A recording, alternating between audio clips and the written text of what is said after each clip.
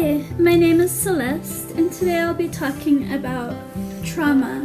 I'll be defining it, as well as connecting it to how it affects children and communities of color. I recently completed a master's degree in early childhood education with an emphasis in trauma studies, and we'll be sharing some of the work that we did. Trauma is the actual or perceived threat or injury to self or others.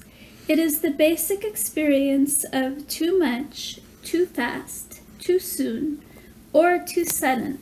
It can be a series of aggressions or microaggressions over a long period of time. It is often an unexpected sudden event which sends the nervous system into distress. Often in trauma, choice has been completely revoked. Trauma can be developmental, occurring in the womb. It can be complex, which is a series of traumas over an extended period of time. It can be systemic or institutional.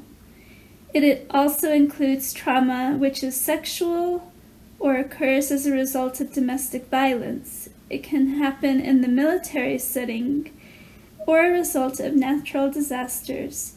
There is also vicarious secondary trauma, which is the trauma that one experiences as a result of working with traumatized populations.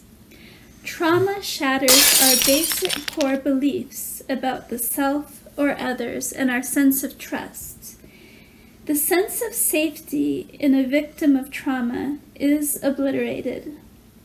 How does this relate to children in communities of color?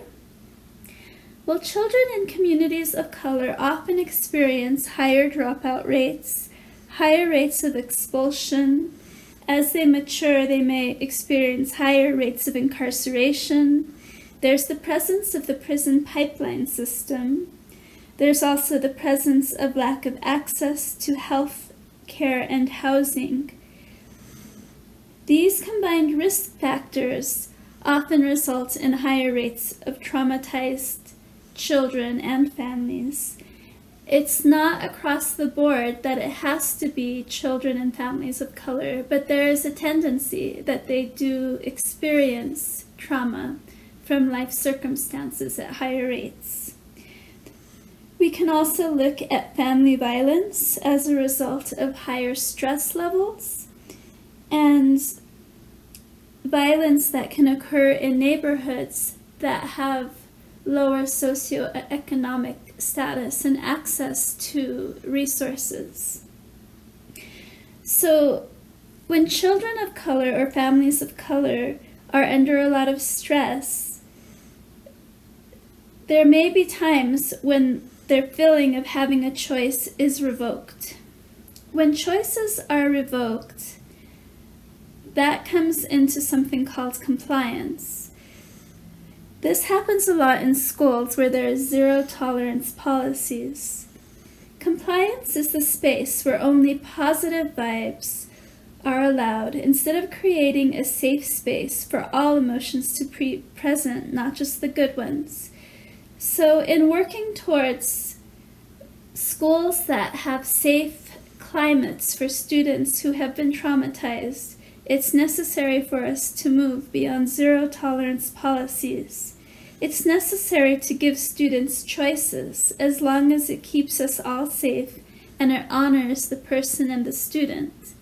So as we work toward becoming more trauma-informed in schools and in communities, we have to move beyond compliance and really look at the needs of students and families, what their risk factors are, what their traumas are, and what their needs are, as well as looking at their strengths to move towards a more equitable and accessible workplace and school place.